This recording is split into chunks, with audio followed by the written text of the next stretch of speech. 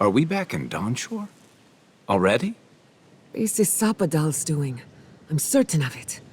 No power in Eora could transport us so quickly, or so far.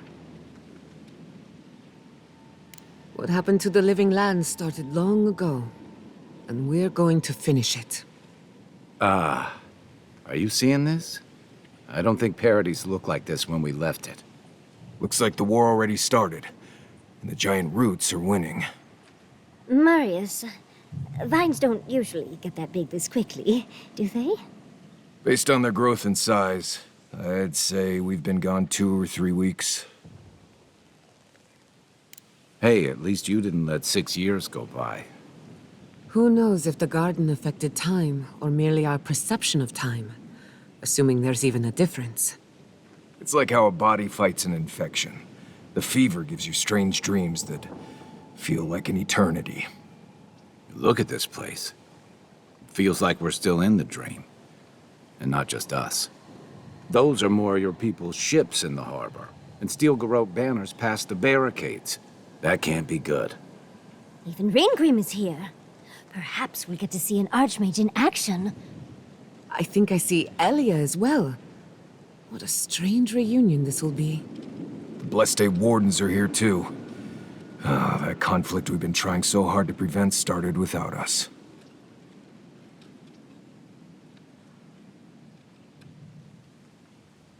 Always better than the reverse. The Steel Garrote have been itching for a fight this whole time.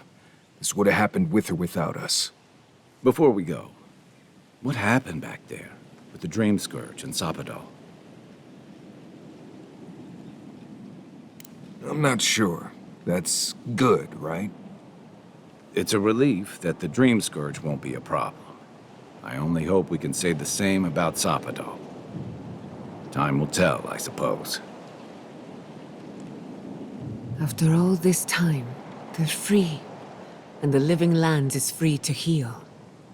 We've cured the land, and we've even freed a caged god. All in all, rather a successful day. Hip and God entwine. The flower shades the soil in which it grows. We should take a look. See if we can get ahead of whatever storm is brewing down there. People seem to be gathering west of here. Whatever's happening, let's be a part of it.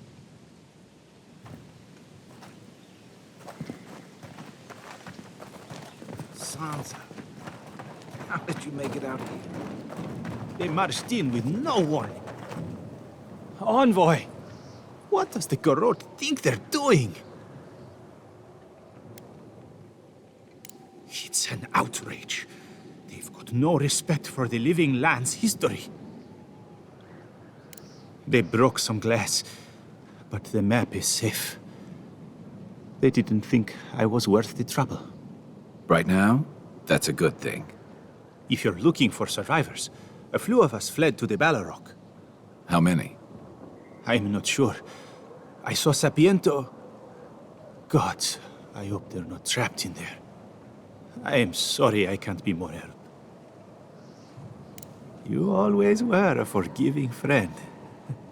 We should move. Let's hope the Garrote hasn't made it to the Balrog yet. Envoy, wait!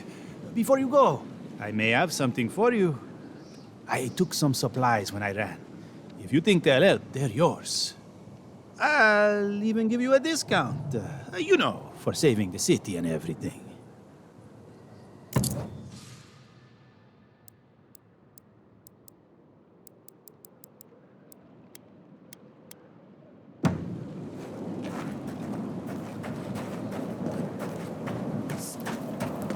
Why is there snow here?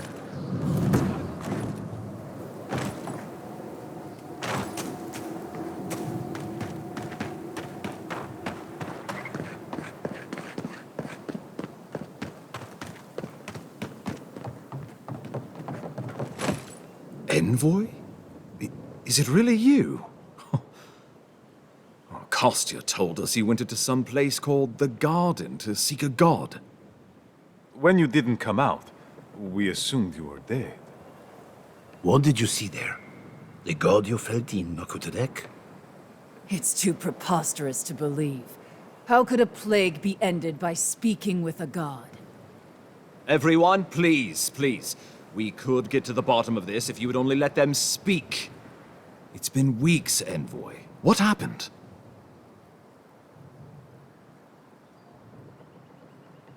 Sapadal was responsible for the Dream Scourge. Their rage, their confusion, their fear. So you say. But Shatterscarp is still littered with dream thralls, and Temerty is still pacing her room muttering in the dark. There won't be any new infections. We've put a stop to that for good. Unfortunately, there's little we can do for those already in the grip of the Dream Scourge. We can give them comfort, nothing more. This will be a process. The Dream Scourge was never going to simply go away overnight. I suppose it stands to reason. I found that a quick fix is often anything but. What of this god, then? What does it mean that you freed them?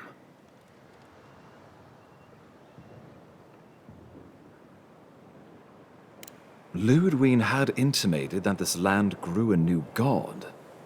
But how can that be?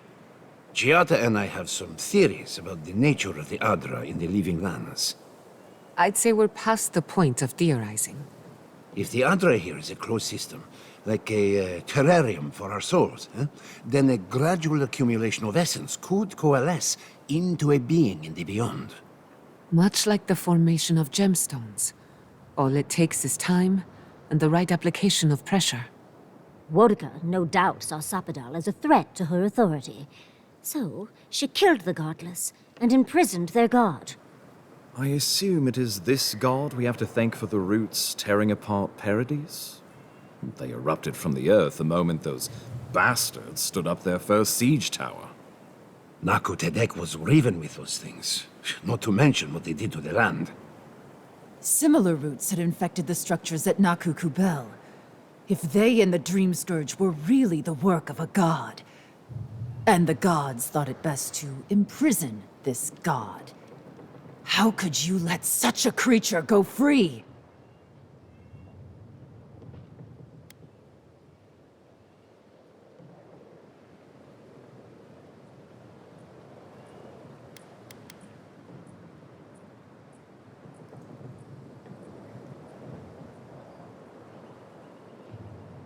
For now. Who's to say they don't get their feathers in a ruff again and wipe us all out with a tsunami? It was Aedyr's arrival that disturbed Sapadal. We'll have nothing to fear from this god once we expel you from our lands. Having Sapadal at our beck and call might be to our advantage. I'd like to see Rawatai try to stand toe-to-toe against a god. Nandru never spoke of Sapadal, and I believe it was for good reason. They should never have gone free. Well, whatever happens, I suppose we can't put the godling back in the bottle now. But come, we have more pressing matters to attend to. The Steel Garrote have attacked Paradis. Inquisitor Ludwine has already joined the battle. She must have traveled like the wind to get here so fast. You did.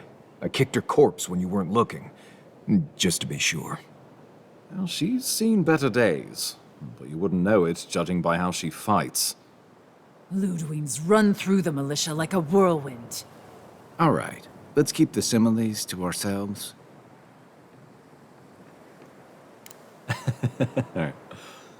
Oh, cheer up. You wouldn't be the first to make that mistake. Might not be the last either, depending on how things go.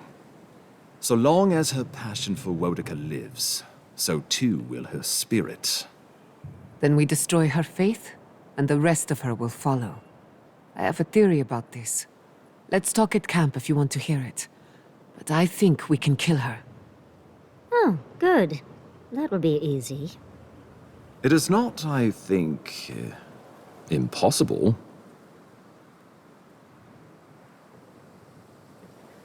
Well, you might not believe me, but I didn't want any of this to happen.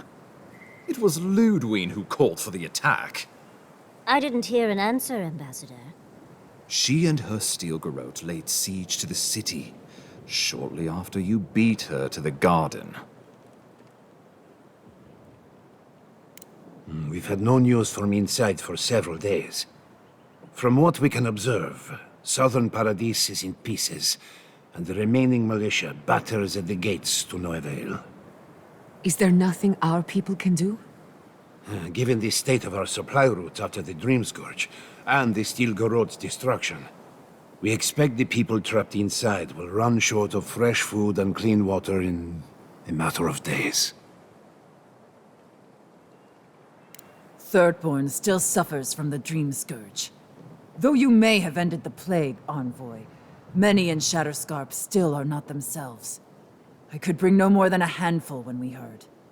The Wardens largely survived the keep's destruction, but we are in a desperate state. My men are salvaging what they can from the rubble. Medicine is in short supply. They will march to Paradis as soon as they can, but I fear they will arrive to find the city in ashes.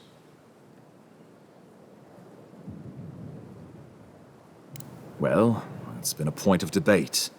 We can't agree on how to stand against the Steel Garote, nor who should lead the effort. There are too few of us to risk an uncoordinated effort. So you let the Paradis militia go it alone? Even if our meager forces should make it inside, The siege won't end until Ludwig does. And none of you know how to kill her. precisely. The lawful settlement of a new Aedyrian colony, supposedly. Or the establishment of a Woedican state. She could win with a godlike in her ranks. Your presence would serve as a powerful endorsement.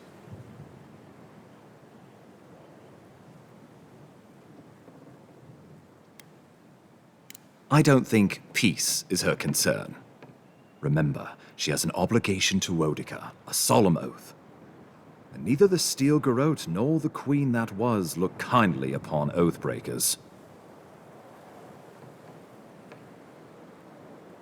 Because a victory here would discourage resistance elsewhere.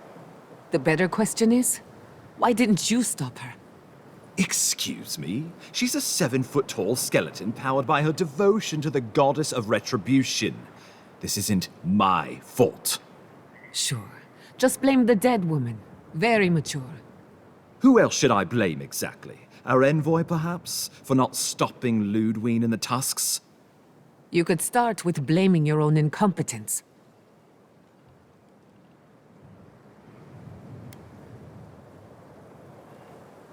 Why are you treating him with kid gloves when Paradis cries out for help?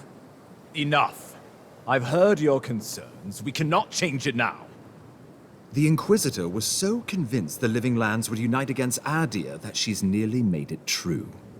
One people, one law, one true God. That's Ludwig's vision for the Living Lands.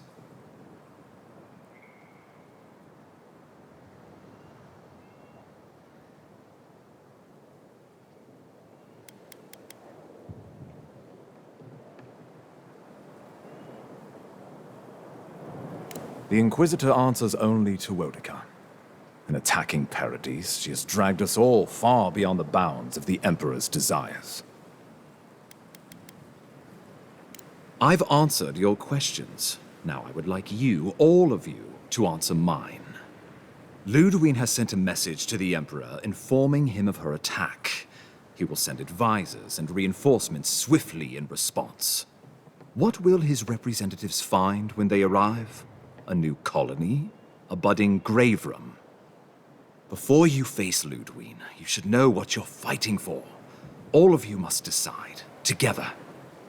But whatever you decide, understand, the days of the frontier are done. Aedyr will come. Indeed, we are already here.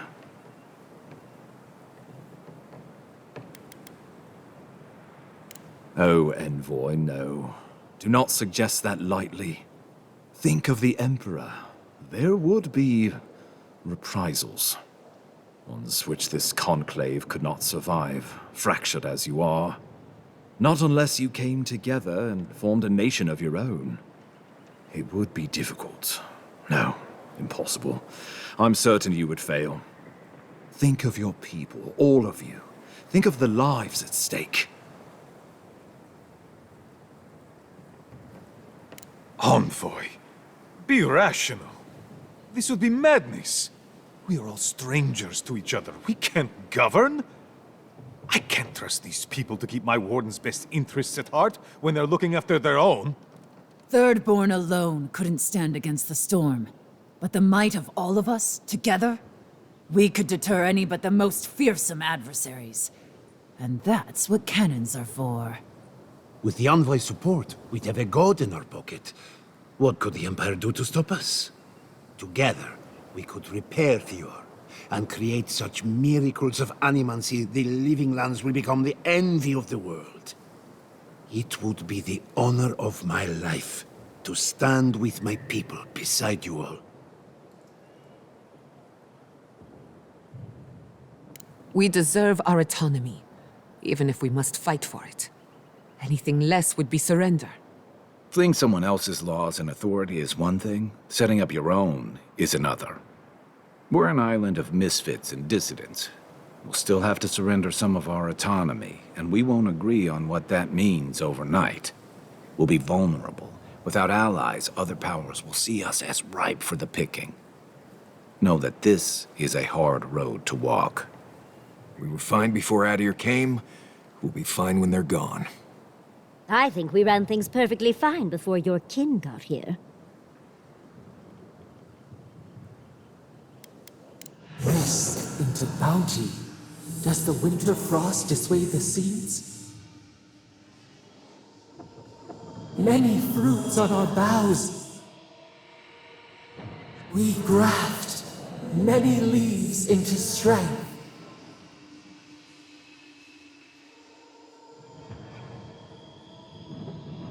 Of course.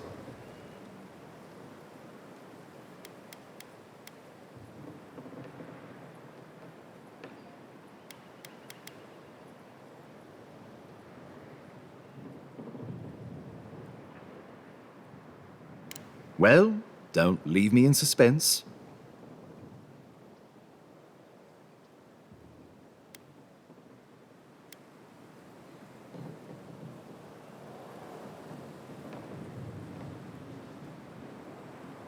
Oh, gods have mercy. You can count on Thirdborn. Our cannons stand with the living lands. Fjord and her animancers stand with the living lands. I will not countenance this lunacy. Solus stands opposed. We deserve this opportunity. Thank you for believing in us. Fighting a battle together is easy. I just hope everyone's willing to stick it out when it comes to the politics. God, they made the right decision for once. Finally, some sense permeates the proceedings. On your head be the consequences. That leaves the matter of Ludwine and the Steel Garrote. She will never surrender, envoy. You must kill her, or we will lose Paradis, and eventually the island.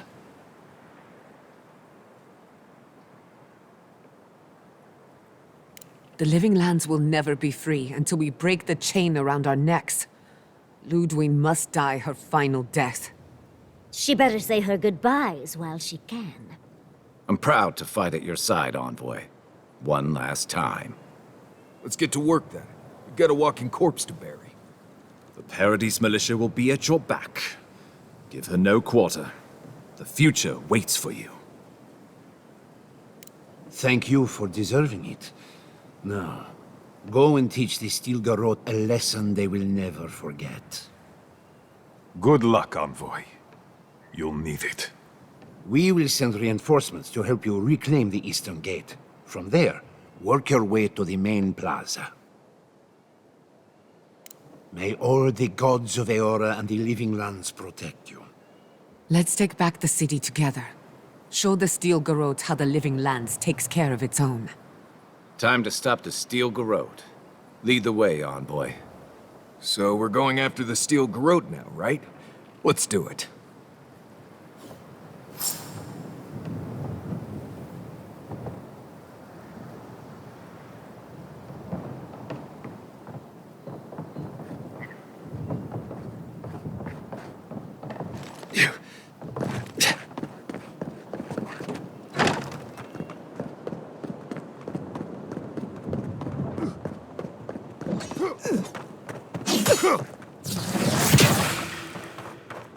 Here they come!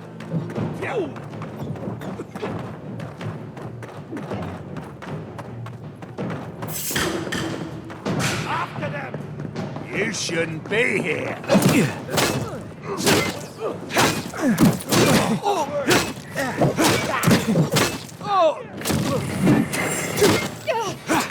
Found you.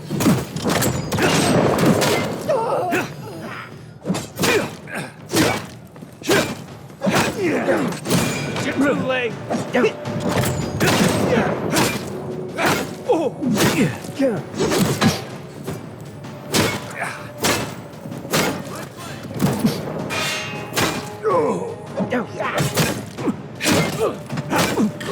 Stop right there. I'm with you.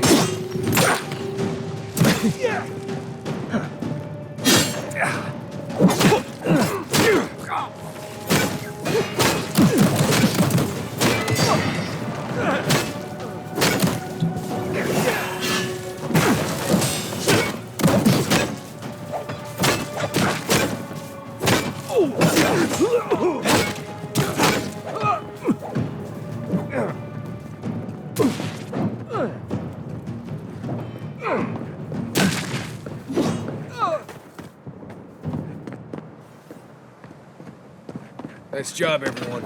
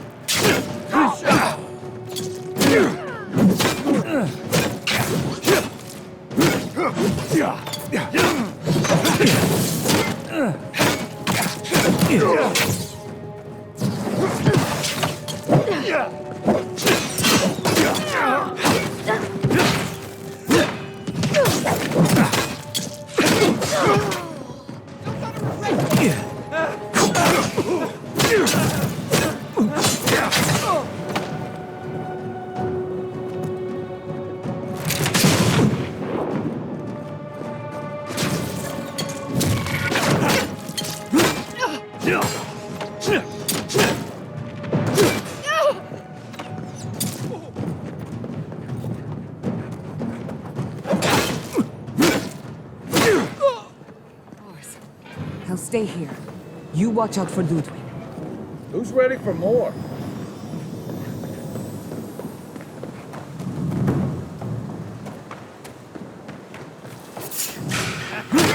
Here we go. Here we go.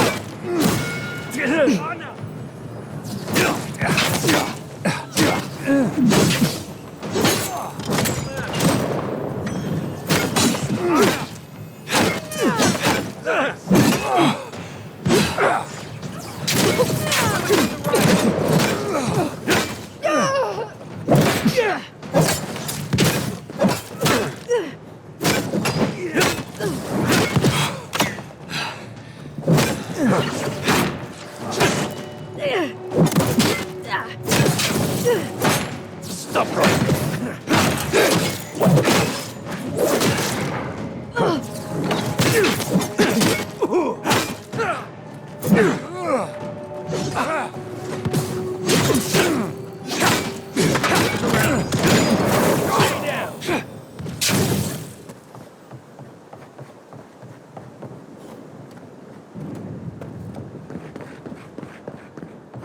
I'm with you!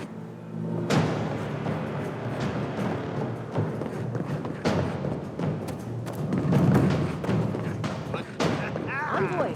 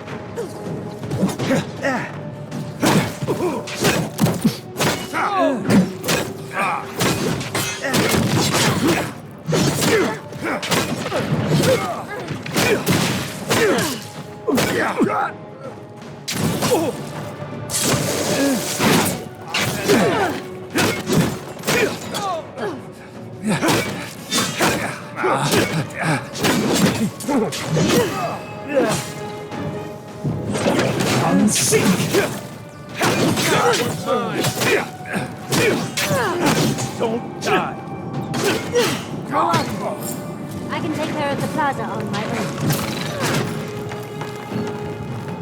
I won't let him through!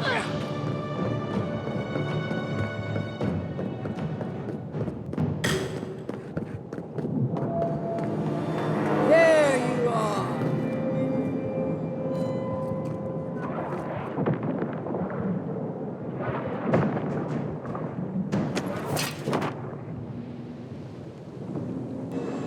So, you survived the garden. Did you come all this way just to try your luck again? To kill me more efficiently than last time?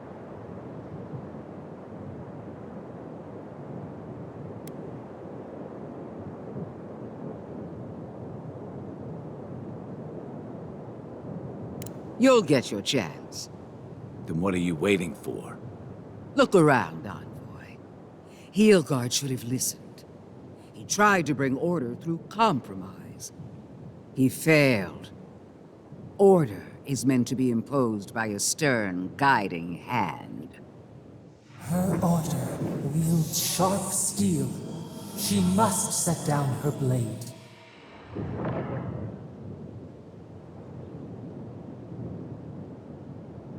You can tell Wodaka yourself once we've sent you back to the wheel.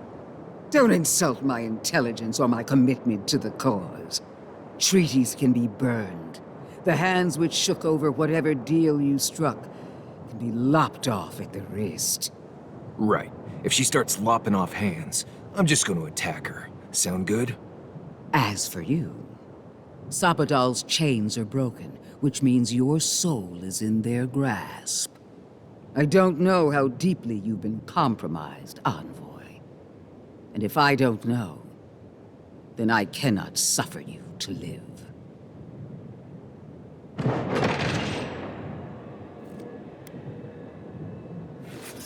Judgment has been passed. Now comes the sentence. Steel yourself, envoy. Make this a fight to remember, even in death. We would not welcome her death. There is still ample shade for her beneath our tree.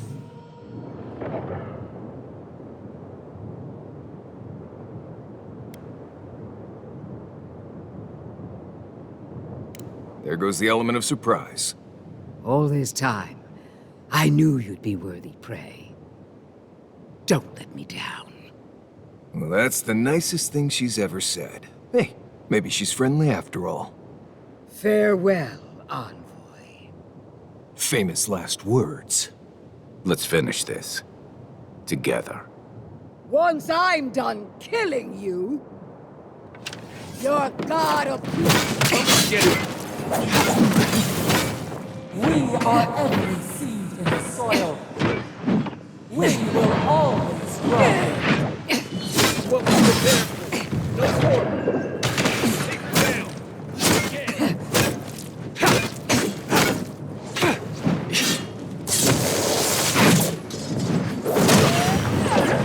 Take her down.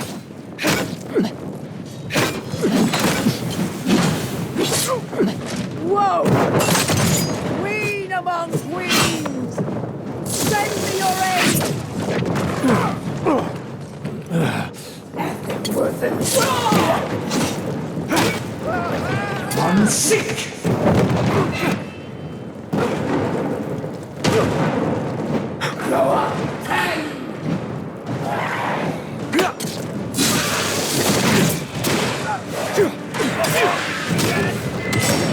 I'm sick!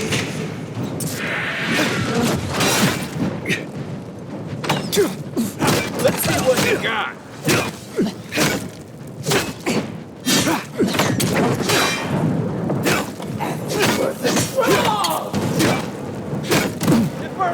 Still recovering. Heal yourself. I'm sick!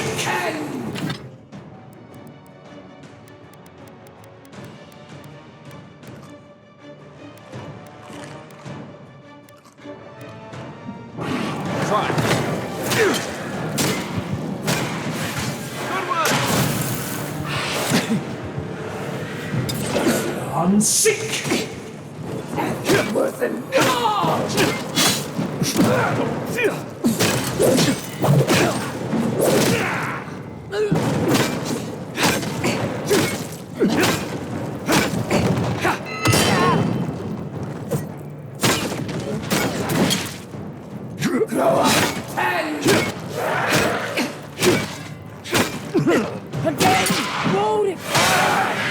Help me!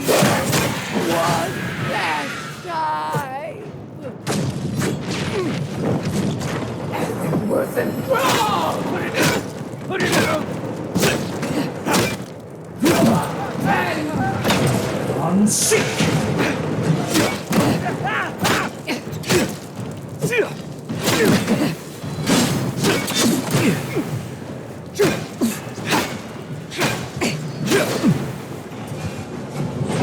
I'm sick! Wasn't wrong!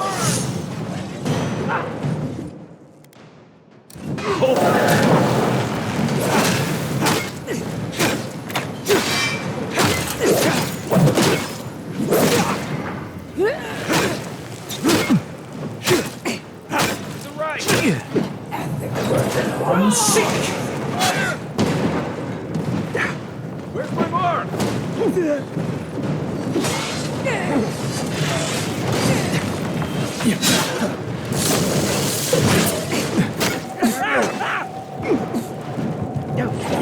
I'm sick!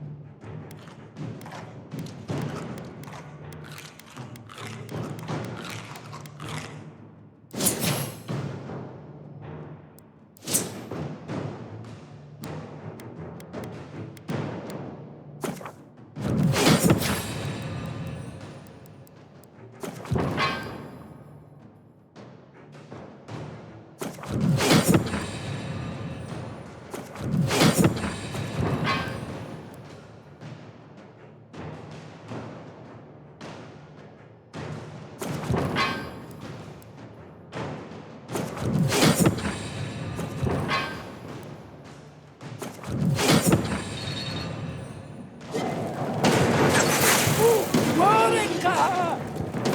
Where are you? No! Don't abandon me now! She's desperate, envoy. This is it. Orca's given up on her. Now's the time.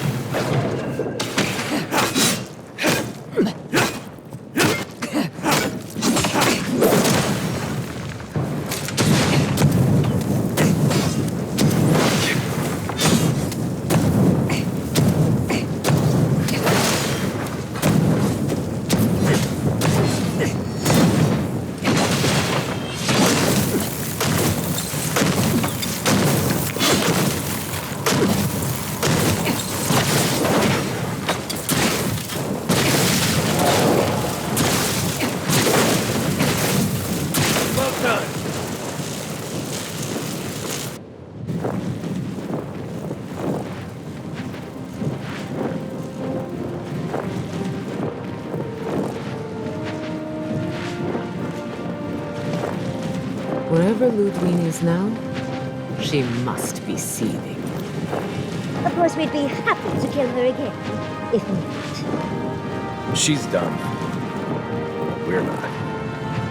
Whatever's next, we'll face it. Together. Guys, You're all gonna make me sick. But carry on. Unraveled at last. We no longer feel her wire against our flesh. We are free always. We are free forever. Silence falls over Paradis, as though the city is holding its breath. Then you hear it, the ringing of a distant bell, the waving of banners, and cheers of victory. After a short and bloody conflict, the dust has finally begun to settle. You feel Sapadal close to your thoughts, stirring with interest. The god of the living lands is observing this moment, unfettered by confusion or fear. For the first time in centuries, they understand. The Paradis militia rallies to you, the outsider who defended them in their hour of need. Whatever happens next, you have won their confidence. You take a moment to reflect on the calm. Not so long ago, you arrived at these shores on a simple errand, which turned out to be anything but simple. The Dream Scourge is over, and the island has been cleansed of plague. A time of healing and mourning follows. People look to you for answers about the source of the affliction. You tell them the truth, how the plague came from a power beyond mortal understanding, and how it is finally at peace. Thanks to you, the living lands has escaped Aedyran oppression. The free settlements unite under a common banner and begin the fraught process of negotiating new traditions and values. The Empire withdraws. The frontier remains wild, but not for long. Fugitives no more. The rebels of Paradis return to their home and to other free settlements, bringing their skills and secrets wherever needed. For once, they have a future. The refugees of Emerald Stair resettle in Thirdborn, bringing their skills and research to aid the local community. What starts as an uneasy partnership blossoms into a bond of trust. Through shared adversity, they find common ground. The ashes of Fior Messiverno continue to smolder. Scavengers avoid the ruins, fearful of spirits unleashed by animancy gone awry. The once promising city is nothing but a cautionary tale.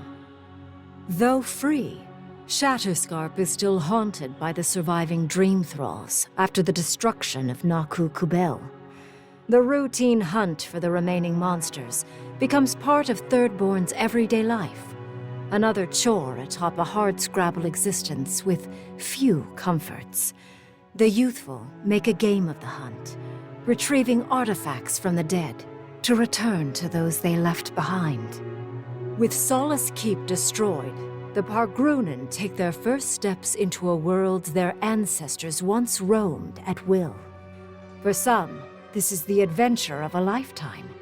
For others, the new freedom is terrifying, and they rush to build fledgling settlements. Kostya spends his days on the road, establishing trade routes. It is a hard life, bereft of the luxuries he once dreamed of. But there is promise. For the first time in many years, Kai feels an agreeable restlessness. Not to flee, not to drift, but to venture. He visits the distant shores Tama told him about, and savors the modern marvels, ancient wonders, and breathtaking expanses he beholds. His heart swells, not with grief, but with awe. There is so much to discover, and he will spend his years chasing all of the joy and beauty the world has to offer him. With his travels alongside the envoy complete, Marius is left directionless once again. Rather than disappearing into his cups, however, Marius leans on his time among his companions to give him the strength to re-enter society and find comfort in civilization. He establishes a route between Paradis and Thirdborn, guiding travelers between the two in return for money and supplies. And while he has a reputation for being aloof, he joins the campfires from time to time, sharing stories of his time with the envoy that most travelers believe are completely made up. Giada learned much in your time together. How to stand up to authority, how to face the unknown, and how to move on from the past. But her family's unfinished work weighs heavily on her soul. Her inheritance is the burden of achieving the impossible. Such is the life of an animancer. At least now she has the right tools for the job, and new friends to help her through hard times. No longer under the threat of imminent death, Yardsley returns to the Animancers. Reunited with her beloved Quilici, she helps him and the Animancers as they put their lives together after the attack on Fior Messiverno. Eventually, she even has something nice to say to Vidaro. As the days pass in contentment and relative peace, Yardsley is struck by the persistent feeling that something is missing. Though she still devotes herself to her studies of both the arcane and the godless, the restlessness never goes away.